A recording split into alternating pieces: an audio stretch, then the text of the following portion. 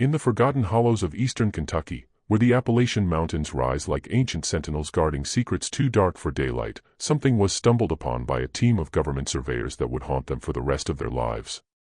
It was October 1968, and the autumn mist clung to the valleys like a shroud, masking what lay hidden beneath decades of silence and isolation. Led by a man named Robert Fletcher, the surveyors were mapping uncharted territories for a proposed highway expansion. Nothing but wilderness was shown on their maps for this particular section of Harlan County, an area so remote that even the most seasoned locals avoided it. Characterized by steep ridges, dense forests of oak and pine, and narrow creek beds that wound through the landscape like veins carrying the lifeblood of isolation, the terrain was unforgiving. On the third day of their expedition, as they pushed through a thicket of mountain laurel and rhododendron, Fletcher's boot caught on something metallic. Clearing away decades of accumulated leaves and undergrowth, a rusted iron door built into the hillside was discovered, camouflaged so expertly that it had remained invisible to the outside world for generations. Locked from the inside, its hinges were corroded by time and mountain humidity. What they found inside would become one of the most disturbing cases of familial isolation ever documented in American history. Consisting of 4 interconnected rooms carved directly from the earth and rock, the shelter dug deep into the mountainside. The walls were reinforced with timber beams, and a ventilation system, crude but effective, had been engineered to draw fresh air from the surface through a series of narrow shafts disguised as natural rock formations. But it was the inhabitants that stopped Fletcher and his team in their tracks. Huddled in the largest chamber were 7 individuals, their eyes squinting against the unfamiliar brightness of the surveyors' flashlights. These were the Boone siblings, ranging in age from 12 to 37, though their physical appearances made age determination difficult. Almost translucent from years without sunlight, their skin was pallid. Their bodies showed clear signs of genetic complications, physical abnormalities that told a story of successive generations of interbreeding. The eldest, a woman named Sarah Boone, spoke in a dialect so archaic and peculiar that Fletcher initially couldn't understand her. Preserved in isolation like a linguistic fossil, her speech was a mixture of Elizabethan English and mountain vernacular. In halting sentences, she explained that they were the descendants of Ezekiel and Martha Boone, siblings who had fled to these mountains in 1887 to escape persecution for their forbidden union. Dozens of journals, meticulously kept by successive generations of Boones, were discovered by the surveyors. A picture of a family that had deliberately chosen isolation over integration, perpetuating their bloodline through sibling unions generation after generation, was painted by the entries. Dated March 1887, Ezekiel's first journal entry read, "We have found our sanctuary where judgment cannot reach us, where our love is law, and our children will know freedom from the world's cruel eyes." But freedom came at a terrible cost. A progressive deterioration, both physical and mental, across 4 generations was documented in the journals. The first signs of genetic complications were shown by the second generation, born in the early 1900s. More severe physical deformities and cognitive impairments were revealed in the third generation, documented in journals from the 1920s and 1930s. By the 4th generation, the current inhabitants of the shelter, the effects were undeniable and heartbreaking. Among the 7 siblings found in 1968, 3 were deaf, 2 had severe skeletal deformities, and all showed varying degrees of developmental delays. Yet they had survived in their underground world, living off preserved foods, root vegetables they grew in a small underground garden illuminated by oil lamps and occasional nocturnal trips to the surface to hunt small game. The most disturbing discovery came when an old reel-to-reel tape recorder was found by Fletcher's team, a device that had been brought into the shelter sometime in the 1950s. On these tapes were hours of recordings, voices from the darkness documenting their daily lives, their beliefs, their justifications, and most chilling of all, their plans to continue the family line. The tapes began with a voice, strong and defiant, despite the obvious physical strain. It was Marcus Boone, born in 1931, the father of the youngest children found in the shelter. His recording started in 1954 when he had somehow acquired the tape recorder from an abandoned cabin miles away during one of his rare surface expeditions. Crackling through the decades, Marcus's voice spoke on November 14, 1954, "I speak these words so that our descendants will understand the purity of our purpose. The world above has forgotten the old ways, but we preserve them here in the bones of the mountain, in the blood of our family." My sister Rebecca and I have been blessed with 3 children. They are perfect in the eyes of our ancestors, regardless of what the ignorant world might say. A family deeply convinced of their own righteousness was revealed by the recordings.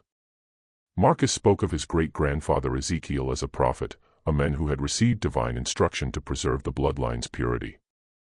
He referenced biblical passages twisted to justify their practices and spoke of genetic strength rather than weakness, a complete inversion of biological reality. Softer but equally resolute, Rebecca's voice appeared on later tapes. Born in 1933, she was Marcus' younger sister and the mother of 4 of the 7 children. Her recordings from 1958 detailed the birth of her daughter Clara, a child who came into the world with complications that Rebecca attributed to the mountain's test of our faith, rather than the consequences of consanguinity. On one tape, Rebecca's voice trembled with emotion. Clara struggles to walk as her brothers do. But she has the Boone spirit, the fire that has kept us alive when the world wanted us to disappear. Marcus says her twisted limbs are a mark of distinction, proof that we are different, chosen. I want to believe him. I must believe him. Or else what have we done? Daily life was documented in excruciating detail on the tapes. The same 6 books that had been brought into the shelter generations ago formed the children's education, including a Bible from 1889, a farmer's almanac from 1902, and several volumes of poetry. They learned mathematics by counting their stored provisions, geography from Marcus' fading memories of the surface world, and history from the journals of their ancestors. Primitive and based on folk remedies passed down through generations, medical care was crude. When one of the children, a boy named Eli, developed a severe infection in 1962, the tapes captured 3 days of desperate attempts to save him using poultices made from cave moss and roots. Eli survived, but the recordings of his screams, muffled by the earth around them, were among the most difficult for investigators to endure. The family's awareness of their deteriorating situation was revealed in the tape from December 1965. Marcus's voice had grown weaker, his breathing labored. The supplies are running low. The youngest ones grow sick more often. Rebecca believes we should send one of the older children to the surface to find help, but I cannot allow it. The moment we expose ourselves, they will tear us apart, study us like animals, destroy everything our family has built.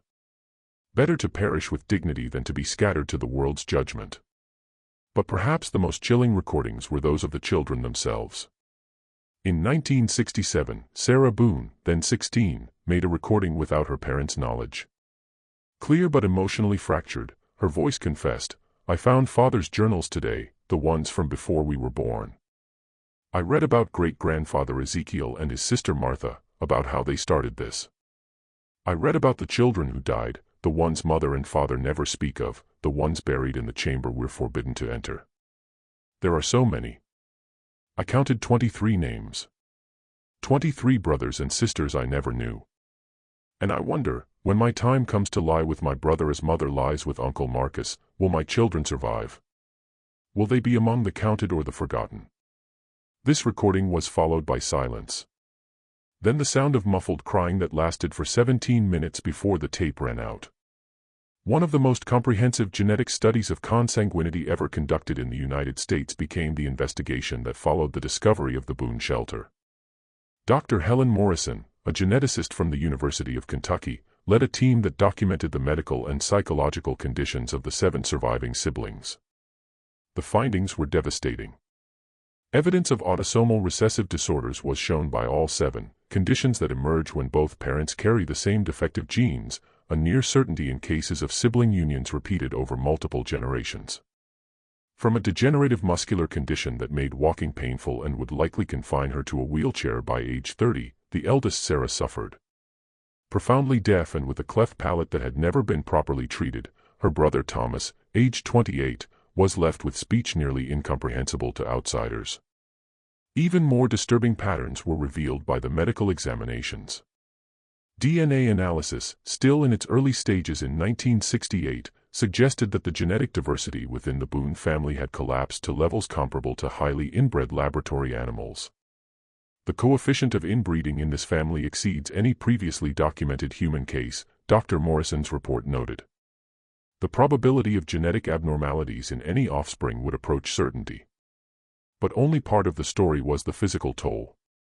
A family living in a reality fundamentally disconnected from the outside world was revealed by psychological evaluations conducted over 6 months. They had been taught that they were special, chosen, superior in their purity, the children. Their entire worldview was shattered by the revelation that the world viewed their family structure as wrong, harmful, and criminal. Interviewed by psychiatrist Dr. Raymond Cole in January 1969, Marcus Boone remained defiant even as his health rapidly declined. "You call us damaged," he said, his voice recorded in the interview transcripts. "But we survived 4 generations in the earth and we survived. That's more than the weak surface dwellers could claim. Every child born in our family was wanted, loved, raised with purpose. Can the world above say the same?" When Dr. Cole explained the genetic realities, the medical facts about why sibling unions produce such devastating results, Marcus simply shook his head. "Science is the world's way of explaining what it fears. Our family proves that love and determination conquer all obstacles. Yes, some children were weaker, some didn't survive, but the strong ones carried on. That's nature's way. That's God's way."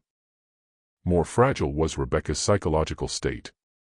During her sessions with Dr. Cole, she oscillated between defending her family's choices and expressing deep guilt about her children's suffering. In one particularly emotional session, she broke down completely. "I see my daughter Clara struggling to breathe at night, her chest so deformed that every breath is a battle. And I tell myself, it's God's will. But then I dream of the outside world, of doctors who might have helped her, of a life she could have had if I had been braver, if I had chosen differently. But how could I? This is all I've ever known. This is all Marcus ever showed me." A different crisis, identity, was struggled with by the younger siblings. Raised to believe they were special, they now faced a world that viewed them with a mixture of pity, disgust, and scientific curiosity. This conflict was captured in Sarah's journal, started after the discovery. "They want us to denounce our parents, to say we were hurt, but how can I? They loved us the only way they knew. They thought they were protecting us. The cruelty wasn't in their intentions. It was in their blindness, in their absolute certainty that they were right when every cell in our bodies screams that they were wrong." Equally complex was the community's response. Some local residents expressed sympathy, viewing the Boones as victims of their ancestors' choices. Others felt only revulsion, demanding that the surviving family members be institutionalized or sterilized to prevent any possibility of continuing the bloodline. Heated forums where the ethics of intervention, freedom, and protection were debated with passionate intensity became the town hall meetings in Harlan County. At this strategic moment, I want you to think about Sarah's words, about the weight of a legacy you never chose. Leave a comment with this phrase: "Some legacies aren't gifts, they're curses we're born into." As investigators delved deeper into the shelter, they discovered that the 4 main chambers were not the full extent of the Boone family's underground world. A 5th chamber that the surviving siblings had been forbidden to enter was found behind a concealed door in the largest room, hidden beneath a false floor. A crypt of sorts was this chamber, but its purpose was more complex than simple burial. The walls were lined with small alcoves, each containing the remains of a child, carefully wrapped in cloth and preserved in the cool, dry environment. Beside each body was a jar containing a handwritten note describing the child's brief life, their parentage, and the genetic complications that had led to their death. The earliest burial dated to 1891, just 4 years after Ezekiel and Martha had entered the mountains. The note read, "Our son Jeremiah, born February 1891, returned to the Lord March 1891. His heart was too weak for this world. But his spirit was pure. The first fruit of our union, the first sacrifice to our faith." In total, there were 43 bodies, spanning 4 generations. A horrifying pattern was documented by the notes. Infant mortality rates above 70%, with most children dying before their first birthday from heart defects, respiratory failures, or complications too severe for their primitive medical knowledge to address. Often not reaching adulthood, those who survived infancy succumbed to the cumulative effects of genetic damage. From the 1920s, written by Ezekiel's daughter Hannah and her brother husband Samuel, came one particularly heartbreaking series of notes. They had attempted to have children 6 times. 5 of those children were in the crypt. The notes grew progressively more desperate. Our daughter Ruth, born April 1923, joined her sister in God's garden June 1923. Her body rejected sustenance. We tried everything. Our son Abel, born November 1924, could not draw breath. He fought for 3 days. Samuel held him until the end. Our daughter Leah, born August 1926, seemed strong at first. We had hope. She lived 7 months before the seizures took her. I cannot bear this anymore. Brief was the final note in Hannah's handwriting. Our son Marcus, born May 1931, lives. After so much death, life. We will protect him, teach him, ensure our family continues through him. He is our redemption. Marcus was the same man whose voice dominated the tapes. The father of the children found in 1968. The weight of being the sole survivor of his generation had shaped his entire worldview, convincing him that his survival proved the family's righteousness rather than revealing the terrible cost of their choices. Personal writings too painful or too revealing to share with the surviving children were also contained in the crypt, journals that hadn't been in the main chambers. The full psychological toll of the family's isolation was exposed by these journals. Martha's later entries, written in the 1920s before her death, showed a woman consumed by regret. Ezekiel died believing we had created paradise. But I see it for what it is now. A tomb we built with our own hands, consecrated with the blood of our children.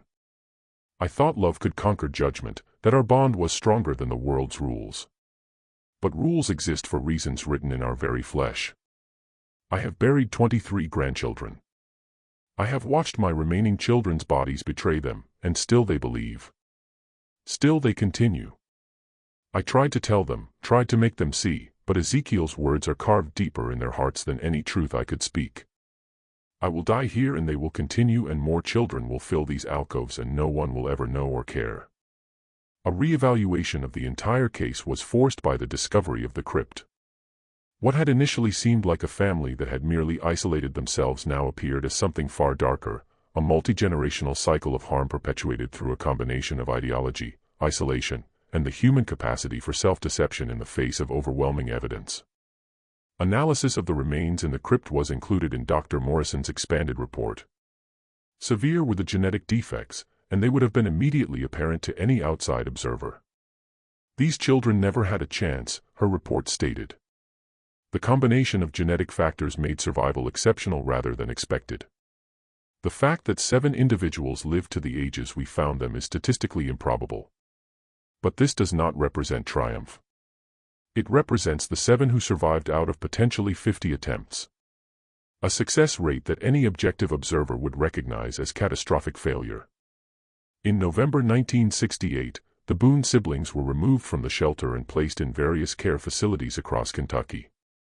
For all of them, the transition was traumatic. In her continued journal entries, Sarah, the most articulate of the group, described it. They took us from the only home we knew and put us in buildings that smell of chemicals and sadness. They say they're helping us, but they look at us like we're broken things that need fixing. Maybe we are. Maybe we always were, and we just couldn't see it in the darkness. Just 5 months after being brought to the surface, Marcus Boone died in March 1969.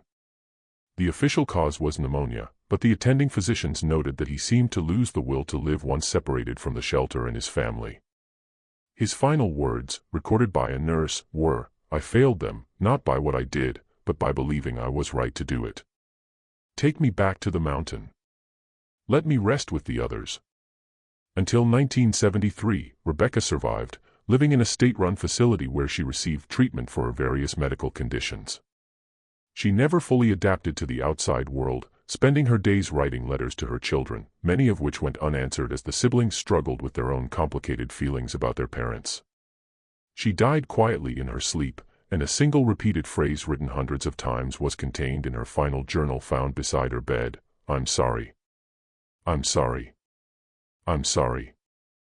Vastly different outcomes were had by the 7 siblings. Sarah, despite her physical limitations, proved to have a sharp intellect. With intensive education, she eventually earned a GED and became an advocate for victims of familial harm, though she never spoke publicly about her own experiences.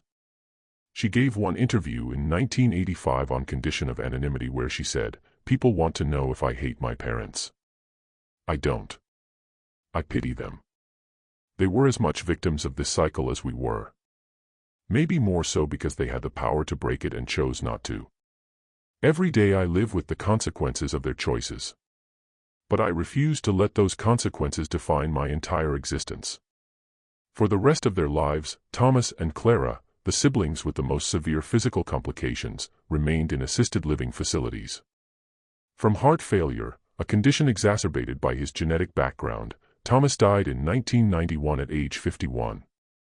Until 2003, Clara survived, becoming ironically the longest-lived member of her generation despite being the most physically affected. She never learned to speak clearly enough for most people to understand, but she communicated through written notes and became known among the facility staff for her gentle disposition and love of flowers, which she tended in the facility's garden. Somewhat better outcomes with intensive intervention were had by the younger siblings, those who had been children when discovered. Two of them, after years of therapy and education, managed to live semi-independently with support services. They changed their names, moved to different states, and attempted to build lives separate from their family history. Finding peace in the simple routine of his work, one became a janitor at a school. Finally able to learn about the world that had been hidden from him, the other worked in a library surrounded by books. After all useful evidence had been collected, the shelter itself was sealed in 1970. What to do with it was debated by the local authorities, ultimately deciding that turning it into any kind of memorial would be inappropriate. The entrance was collapsed and the location was deliberately removed from maps. Nature reclaimed the site and within a decade no visible trace remained of the Boone family's underground world. At the University of Kentucky's Medical Library, the tapes and journals were archived, available only to researchers with specific credentials and legitimate academic purposes. They became the foundation for numerous studies on the genetic, psychological, and sociological effects of extreme consanguinity and isolation. A comprehensive analysis was published by Dr. Morrison in 1975 that became a standard reference in genetics textbooks, though the family was given a pseudonym to protect the surviving siblings' privacy. In the following decades, the Boone case influenced policy changes regarding child welfare, mandatory education, and intervention in isolated communities. It became a case study in medical ethics courses, raising questions about when society has the right or obligation to intervene in family structures, even those maintained by seemingly willing participants. Exactly 50 years after the shelter's discovery, the last surviving sibling, whose identity remains protected, gave a final statement to researchers in 2018. Now in her 60s, she reflected on her life. "I've had 5 decades to process what happened, to understand the scientific and ethical dimensions of my family's choices. I've read the studies, seen the genetic charts, understood the probability calculations that explain why so many of my siblings died. But knowledge doesn't erase experience. I still remember my mother's voice singing lullabies in the darkness. My father's rough hands teaching me to read by lamplight. The feeling of safety I had in those earthen rooms before I knew enough to understand what had been taken from me. The tragedy isn't just what they did to us. It's that they genuinely believed they were protecting us, loving us, doing right by us. That's what makes it unbearable. Not malice, but misguided love taken to its most destructive extreme." Everything was changed by the tapes they found. Not just for the Boone siblings, but for how we understand the intersection of isolation, ideology, and the human capacity for both survival and self-destruction. A stark reminder remains the story of the Boones, that some family legacies, no matter how deeply rooted in conviction, are built on foundations that cannot and should not sustain life. If you made it to the end of this deeply disturbing true story, you understand why these forgotten cases matter. Make sure you're subscribed to this channel so you never miss the next investigation into the darkest corners of hidden history. If you watched until here, it's because you connected with this story. Leave a comment saying, "I watched it all," so I can know who truly appreciates the stories on this channel. Hit the like button if this story impacted you. And share it with someone who needs to understand that sometimes the most terrifying monsters aren't supernatural. they're the choices people make when isolated from truth. The Boone siblings' shelter may be sealed forever, but their story must never be forgotten.